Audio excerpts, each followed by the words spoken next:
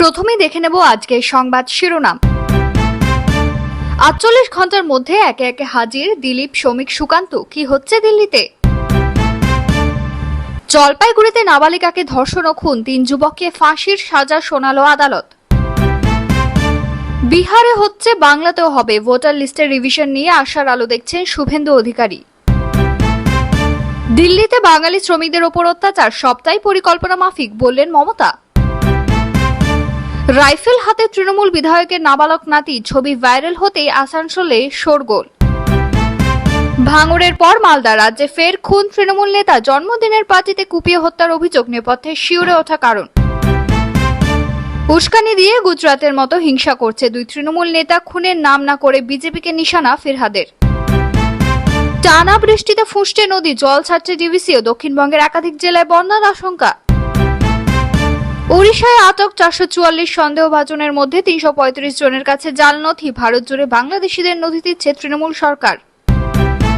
সিউড়ির জীবিত 372 জন সংখ্যালঘু ভোটারকে মৃত বানিয়ে দিল নির্বাচন কমিশন। প্রিয় দর্শক, এবার আসছে বিস্তারিত খবরে। বিহারের মতোই আগামী আগস্ট মাস থেকে পশ্চিমবঙ্গে ভোটার তালিকায় স্পেশাল ইন্টেন্সিভ রিভিশন চালু হতে চলেছে বলে দাবি বিরোধী দলনেতা শুভেন্দু অধিকারীর। সুপ্রিম কোর্টের পর্যবেক্ষণে তিনি যে খুশি সে কথাই জানালেন। আবেদনকারীরা যেহেতু অন্তর্বর্তী স্থগিতাদেশ চাননি, সে কারণে এই পরিস্থিতিতে বিহারে বিশেষ ভোটার তালিকা সংশোধনের কাজে বাধা দেয়নি সুপ্রিম কোর্ট, যে কারণে খসড়া ভোটার তালিকা প্রকাশ হবে আগামী 1 আগস্ট। কমিশনকে শীর্ষ আদালতের বেঞ্চ জানিয়েছে, ভোটার তালিকায় নাম রাখা বা ভোটদানের প্রমাণ হিসেবে গ্রহণযোগ্য 11টি প্রমাণপত্রের নাম দাখিল করতে, যাতে আধার কার্ড, সচিত্র ভোটার পরিচয়পত্র এবং রেশন কার্ডের মতো জনপ্রিয় পরিচয়পত্রগুলিও অন্তর্ভুক্ত করা থাকে। এ ব্যাপারে সাংবাদিকদের মুখোমুখি হয়ে শুভেন্দু বলেন, রোহিঙ্গা মুসলমানরা এই রাজ্যের বিভিন্ন মুসলিম অধ্যুষিত এলাকায় রয়েছেন। আশা করা যায় ইলেকশন কমিশন অফ ইন্ডিয়া সে সমস্ত রোহিঙ্গাদের এই দেশ থেকে ফেরাবে। তিনি বলেন, মহুয়া মৈত্রকে দিয়ে মামলা করিয়ে পশ্চিমবঙ্গ রুখতে চেয়েছিল তৃণমূল কংগ্রেস, কিন্তু তৃণমূল যতই চেষ্টা করুক এই রাজ্যে স্পেশাল ইন্টেন্সিভ রিভিশন হবেই। 2016 সালের পর থেকে এখনো পর্যন্ত যেভাবে ভোটারদের সংখ্যায় রাজ্যে বেড়েছে, বিশেষত মুসলিম অধ্যুষিত এবং বাংলাদেশ পার্শ্ববর্তী জেলাগুলিতে, তাতে অনেক রোহিঙ্গা মুসলিম রয়েছে বলে আশঙ্কা করছেন শুভেন্দু। ভোটার তালিকায় এই প্রসেসের মাধ্যমে ইলেকশন কমিশন সেই সব মানুষকে দেশ থেকে বেরোতে তৎপর হবে বলে দাবি বিরোধী দলনেতা। এছাড়াও এদিন ওবিসি চেয়ারপারসনের সঙ্গে দেখা করে এ রাজ্যে কিভাবে নিয়ম করে ওবিসি লিস্ট তৈরি করা হয়েছে সে অভিযোগও করেছেন শুভেন্দু। পাশাপাশি এও জানিয়েছেন 2024 সালে নির্বাচনে তৃণমূল কংগ্রেস কারচুপি করে জিতেছে, কিছুদিনের মধ্যেই তিনি সেসব তথ্য প্রমাণ সহ অভিযোগ প্রমাণ করে দেবেন। জন্মদিনের পার্টিতে ঘর বন্ধ করে কুপিয়ে খুন তৃণমূল নেতাকে, মৃত তৃণমূল নেতার নাম আবুল কালাম আজাদ। খুনের অভিযোগ উঠছে মাইনুল শেখ সহ বেশ কয়েকজনের বিরুদ্ধে। অভিযুক্ত ব্যক্তিও তৃণমূল নেতা বলে অভিযোগ। জানা গিয়েছে, অভিযুক্ত মাইনুল শেখ কাজীগ্রাম গ্রাম পঞ্চায়েতের সদস্য। এই গ্রাম পঞ্চায়েত সদস্য গত পঞ্চায়েত নির্বাচনে কংগ্রেসের হয়ে ভোটে জিতলেও পরবর্তীতে জেলার সভাপতি আব্দুর রহিম বক্সির হাত ধরে তৃণমূল কংগ্রেসে যোগদান করেন। ঘটনাটি ঘটেছে মালদার ইংরেজ বাজারের লক্ষ্মীপুরে। এই ঘটনায় তার স্ত্রী শিউলি খাতুন সহ আরো 3 জন আহত হয়েছে বলে খবর সূত্রে। প্রতিবেদন লেখার সময় পর্যন্ত প্রাপ্ত তথ্য, আহতরা মালদা মেডিকেল কলেজ ও হাসপাতালে ভর্তি রয়েছেন। তাদের প্রত্যেকের বাড়ি মানিকচকের গোপালপুর এলাকায়। দীর্ঘদিন ধরে মৃত এই তৃণমূল নেতা ইংরেজ বাজারের লক্ষ্মীপুরের স্থানীয় তৃণমূল সদস্য মাইনুল শেখের সঙ্গে জমির ব্যবসা করতেন বলেও খবর। বৃহস্পতিবার রাতে আবুল কালাম আজাদ তার স্ত্রী সহ বেশ কয়েকজন লক্ষ্মীপুর যান এক জন্মদিনের অনুষ্ঠানে যোগ দিতে, আর সেখানে জমির ব্যবসা নিয়ে শুরু হয় দুপক্ষের মধ্যে গন্ডগোল। অভিযোগ, ঠিক সেই সময় তৃণমূল নেতাকে ঘর বন্ধ করে কুপিয়ে খুন করা হয়। ঘটনা প্রসঙ্গে ইংরেজবাজার তৃণমূল কংগ্রেসের প্রাক্তন ব্লক সভাপতি প্রতিভা সিংহ বলেন, 2023 সালে পঞ্চায়েত নির্বাচনে আমি ওকে টিকিট দিইনি। ও আমাদের দল থেকে পঞ্চায়েত সমিতিতে নির্বাচিত হয়েছিল 2018 সালে, কিন্তু ওর নামে প্রচুর অভিযোগ ছিল, ওই জন্য আমি ওকে টিকিট দেওয়ার পক্ষপাতী ছিলাম না। তারপর কার নেতৃত্বে কে বা কারা জয়েন করেছে তা আমি জানি না। আমি ব্লক প্রেসিডেন্ট হিসেবে ওকে জয়েন করাইনি, এটুকু বলতে পারি। তাই ও এখনো কংগ্রেসেরই মেম্বার, কারণ নিয়ম অনুযায়ী ব্লক প্রেসিডেন্টের জয়েন করানো উচিত। ও তৃণমূলের ঝান্ডা নিয়ে এদিক ওদিক যাচ্ছে, সাংগঠনিক ক্ষমতা কিছুই নেই, এটুকু বলতে পারি। গতকাল রাতে তৃণমূল নেতাকে গুলি করে খুনের অভিযোগ উঠেছে ভাঙড়েও। মৃত ব্যক্তির নাম রাজ্জাক খা। 10 জুলাই বৃহস্পতিবার রাতে ভাঙড়ের বিজয়গঞ্জ বাজারের কাছে তৃণমূল নেতাকে লক্ষ্য করে গুলি চালায় দুষ্কৃতীরা। এরপর গুলিবিদ্ধ অবস্থায় তাকে তড়িঘড়ি উদ্ধার করে স্থানীয় হাসপাতালে ভর্তি করা হয়। পরবর্তীতে সেখানেই তাকে মৃত ঘোষণা করা হয় বলে খবর। ঘটনার জেরে আতঙ্ক ছড়িয়েছে গোটা এলাকায়। ইতিমধ্যে তদন্ত শুরু করেছে পুলিশ। রাজ্জাক খাঁ তৃণমূল কংগ্রেসের একজন সক্রিয় নেতা। তিনি ক্যানিং পূর্ব বিধানসভা কেন্দ্রের বিধায়ক শওকত মোল্লার ঘনিষ্ঠ বলেও তৃণমূল সূত্রে জানা গিয়েছে। রাজনৈতিক কারণেই হামলা হয়েছে কিনা তা নিয়ে ইতিমধ্যে জল্পনা শুরু হয়েছে। ঘটনার পর এলাকায় ব্যাপক উত্তেজনা ছড়িয়েছে। স্থানীয় তৃণমূল কর্মী সমর্থকরা দোষীদের গ্রেফতারির দাবিতে রাস্তায় নেমে আসেন। বিক্ষোভ দেখাতে শুরু করেন রাতে। তৃণমূলের একাংশের দাবি এটি পরিকল্পিত হামলা। ভাঙড় থেকে বাড়ি ফেরার পথে গুলিবিদ্ধ হয়েছেন। প্রাথমিকভাবে পাওয়া তথ্য অনুযায়ী 5 রাউন্ড গুলি করা হয়। তারপর মৃত্যু নিশ্চিত করতে একাধিকবার কোপানো হয় তাকে, স্থানীয় সূত্রে খবর। লাগাতার বৃষ্টিতে উদ্বেগ বাড়ছে দক্ষিণবঙ্গের একাধিক জেলায়। ইতিমধ্যে দামোদর ভ্যালির জলস্তর বিপজ্জনক হারে বাড়তে শুরু করেছে। তার মধ্যে গতকাল সকালে পাঞ্চেত থেকে ছাড়া হয়েছে প্রায় 40,000 কিউসেক জল। মাইথন থেকেও ছাড়া হয়েছে আরো 10,000 কিউসেক। সব মিলিয়ে দুর্ভাবনার মেঘ ঘনাচ্ছে দামোদর সংলগ্ন দক্ষিণবঙ্গের জেলাগুলিতে। আলিপুর আবহাওয়া দপ্তরের পূর্বাভাস বলছে শুধু এই সপ্তাহ নয়, আগামী সপ্তাহের প্রথম দিকেও চলবে দফায় দফায় মাঝারি থেকে ভারী বৃষ্টি। এরই মধ্যে দুর্গাপুর ব্যারেজ থেকে শুক্রবার সকালে ছাড়া হয়েছে 53,025 কিউসেকের বেশিও জল। বৃষ্টিতে জলের চাপে বিপর্যস্ত হতে পারে পূর্ব বর্ধমান, হুগলি, হাওড়া ও বাঁকুড়ার একাধিক নিচু অঞ্চল। গত 24 ঘন্টায় দুর্গাপুরে 37.20 মিলিমিটার ও আসানসোলে 27 মিলিমিটার বৃষ্টিপাত হয়েছে। আবহাওয়া দপ্তরের মতে ঝাড়খণ্ডে বর্ষার দাপট আরও দামোদরের জলস্তর নিয়ন্ত্রণে রাখা কঠিন হয়ে পড়বে, কারণ সেখানকার অতিবৃষ্টি সরাসরি প্রভাব ফেলে মাইথন পাঞ্চেত জলাধারে। ডিভিসি সূত্রে খবর, ক্রমশই বাড়ছে দামোদরের জল। দীর্ঘদিন ড্রেজিং না হওয়ার কারণে নদীর জল ধারণ ক্ষমতা কমেছে। নদীর বুক জুড়ে জমেছে পলি, কোথাও আবার চড়া পড়েছে। রাজ্য সরকারের দাবি, বহুবার কেন্দ্রীয় জল সম্পদ মন্ত্রকের কাছে এই বিষয়ে জানানো হলেও কার্যত কোনো সুরাহা হয়নি। বিশেষজ্ঞদের মতে নদীর এমন পরিস্থিতি অতিবৃষ্টির সঙ্গে অতিরিক্ত জলছাড় বন্যা পরিস্থিতির আশঙ্কা বহুগুণে বাড়িয়ে তোলে। বিশেষ করে হুগলি, পূর্ব বর্ধমান, হাওড়া ও বাঁকুড়ার মতো জেলা এখনো রীতিমতো বিপদের মুখে। সব মিলিয়ে দক্ষিণবঙ্গের বড় অংশে ফের 2017 বা 2021 সালের বন্যার স্মৃতি ফিরে আসতে শঙ্কা দেখা দিয়েছে। প্রশাসনের তরফে নিচু এলাকায় সতর্কতা জারি করা হয়েছে। তবে নতুন করে ডিভিসি জল ছাড়লে পরিস্থিতি আরও অবনতি হতে পারে বলেই আশঙ্কা স্থানীয়দের। বিজেপি আইটি সেলের প্রধান এবং প্রবীণ নেতা অমিত মালব্য পশ্চিমবঙ্গ সরকারের বিরুদ্ধে গুরুতর অভিযোগ করেছেন। তিনি দাবি করেছেন, ওড়িশায় সম্প্রতি গ্রেপ্তার হওয়া 444 জন সন্দেহভাজন অবৈধ অনুপ্রবেশকারীর মধ্যে 335 জনের কাছে জাল নথি ছিল এবং এই নথিগুলো বাংলা তৃণমূল কংগ্রেস সরকার দ্বারা ইস্যু করা হয়েছিল। গতকাল একটি টুইটের মাধ্যমে বিজেপি নেতা অমিত মালব্য বলছেন, এই বিষয়টি শুধু নথির বৈধতা নয়, বরং দেশের জনসংখ্যা এবং জাতীয় নিরাপত্তার সঙ্গেও জড়িত। তিনি লিখেছেন, তৃণমূল বাংলাকে বাংলাদেশি অনুপ্রবেশকারীদের দিয়ে ভরিয়ে দিচ্ছে।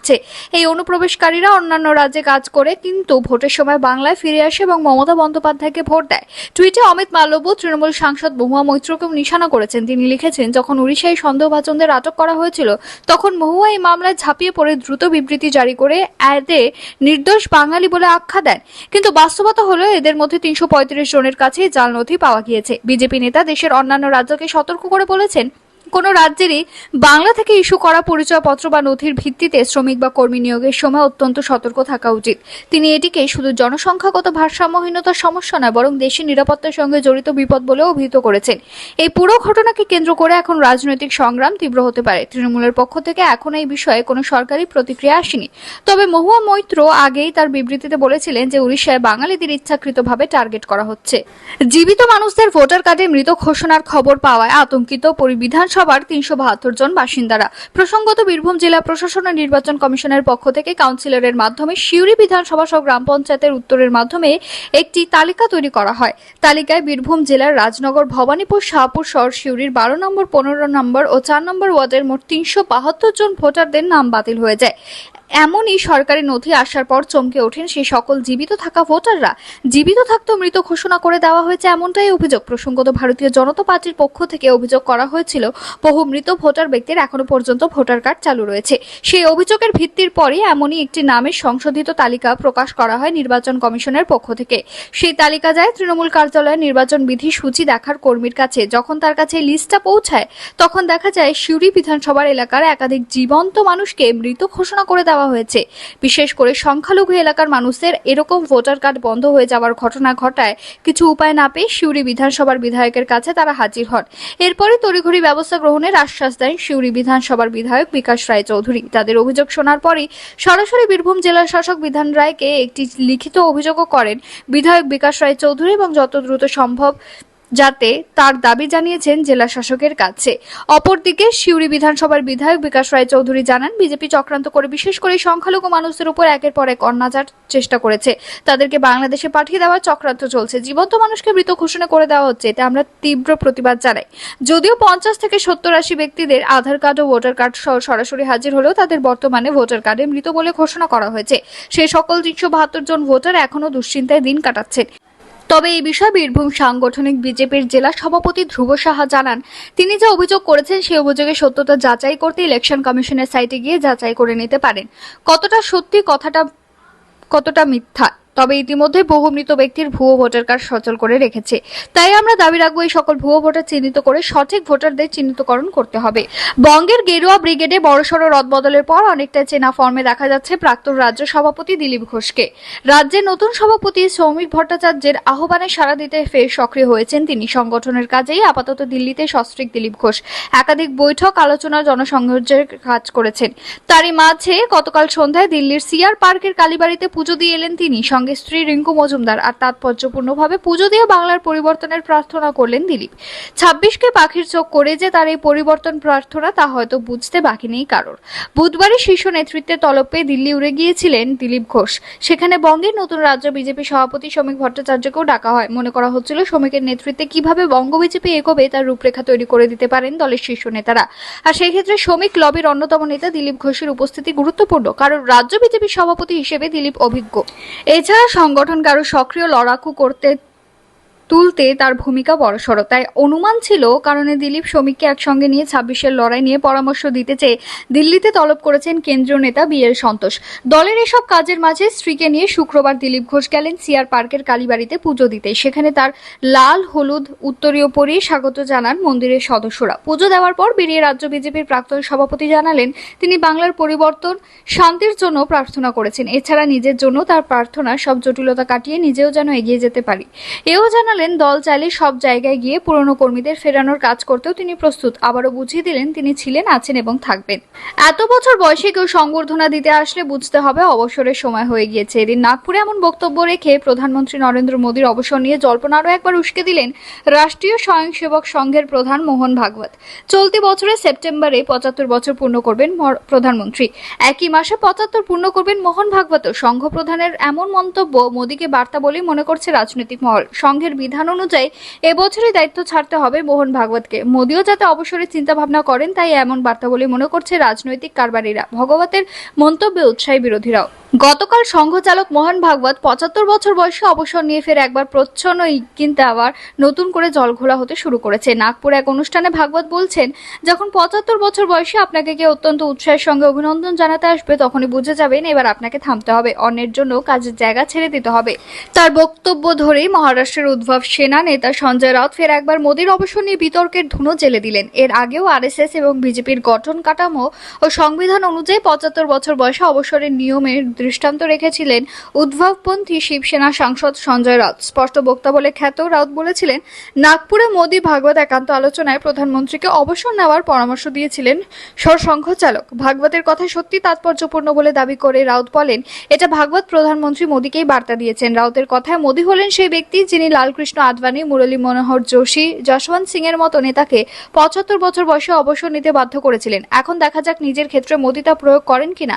তবে মোদীর অবসর নিয়ে এমন কথা উঠলেই রে রে করে মাঠে নেমে পড়ে বিজেপি নেতৃত্ব। গত বছর কেন্দ্রীয় স্বরাষ্ট্রমন্ত্রী অমিত শাহ স্পষ্ট করে জানিয়ে দিয়েছিলেন 75 বছর বয়সে অবসর নিতে হবে। বিজেপির সংবিধানে এমন কোনো আইন নেই। সেই মতো মোদীও 75 বছর অবসর নেবেন এমন কোনো সম্ভাবনাই নেই। 2029 সাল পর্যন্ত তিনি প্রধানমন্ত্রীর সক্রিয় রাজনীতিতে থাকবেন, তবে সেটা সংঘের আপত্তি থাকবে সেরকম ইঙ্গিতে মিলল ভাগবতের কথায়। ম্যাট্রিমোনিয়াল সাইটে প্রথম পরিচয়, তারপর তরুণী ও তার পরিবারের সদস্যদের বিশ্বাস অর্জন করা। সেই বিশ্বাস থেকেই পরিবারের থেকে 42 লক্ষ টাকা প্রতারণা করে গা ঢাকা দেওয়ার অভিযোগ। পুলিশ তদন্ত নেমে 2 যুবককে গ্রেফতার করেছে। ধৃতদের নাম জাহির আব্বাস ও অভিষেক রায়। একটা চক্র কাজ করছে বলে অভিযোগ। চাঞ্চল্যকর ঘটনাটি ঘটেছে হুগলির কামারকুণ্ডুতে। এদিন পুলিশের তরফে এই বিষয়ে সাংবাদিক সম্মেলন করা হয়। জানা গিয়েছে হুগলির কামারকুণ্ডু এলাকায় ওই তরুণীর বাড়ি। বিবাহের জন্য ম্যাট্রিমোনিয়াল সাইটে তার অ্যাকাউন্ট খোলা ছিল। সেখানে সেখানেই এক যুবকের সঙ্গে তার আলাপ হয়। নিজেকে চালের ব্যবসায়ী বলে ওই যুবক পরিচয় দিয়েছিলেন। ধীরে ধীরে কথাবার্তা আলাপ পরিচয় বাড়ে। ওই তরুণীর পরিবারের সদস্যদের সঙ্গে আলাপ করেন ওই যুবক ও ভালো ব্যবহারে ওই তরুণীর পরিবার বিশ্বাস জয় করেছিল যুবক। দুজনের সম্পর্ক পরিণতির দিকে যাচ্ছে বলেও পরিবার মনে করেছিল। তবে সব আলাপ পরিচয় ফোন ও ইন্টারনেটের মাধ্যমে চলে। এই অবস্থায় অভিযুক্ত তরুণের কাছে টাকা চায়। দফায় দফায় 42 লক্ষ টাকা ওই পরিবারের থেকে নেওয়া হয়েছে বলে অভিযোগ। তারপর ওই সাইটের অ্যাকাউন্টটি ডিলিট করে দেওয়া হয়। প্রতারিত হয়েছেন বুঝতে পেরে শেষ পর্যন্ত গত 26 মে হুগলি সাইবার থানায় অভিযোগ দায়ের করেন এই তরুণী। পুলিশ তদন্তে নেমে একাধিক সূত্র খুঁজতে থাকে। গত 3 জুলাই অভিষেককে ঝাড়খণ্ড থেকে গ্রেফতার করা হয়। তাকে জিজ্ঞাসাবাদের সূত্র ধরে গতকাল রাতে খানাকুল এলাকা থেকে গ্রেফতার করা হয় জাহিরকে। আজ শুক্রবার হুগলি সাইবার ক্রাইম থানায় সাংবাদিক বৈঠক করেন হুগলি গ্রামীণ পুলিশের অতিরিক্ত পুলিশ সুপার কল্যাণ সরকার। পুলিশের পক্ষ থেকে জানানো হয়েছে মূল অভিযুক্ত এখনো অধরা। চলতি বছরের জানুয়ারি মাসে ওই যুবক তরুণীকে জানিয়েছিলেন জিএসটি সংক্রান্ত বিষয়ে ব্যবসায় সমস্যা দেখা দিয়েছে, সে কারণে ব্যাংকের অ্যাকাউন্ট ফ্রিজ করে দেওয়া হয়েছে।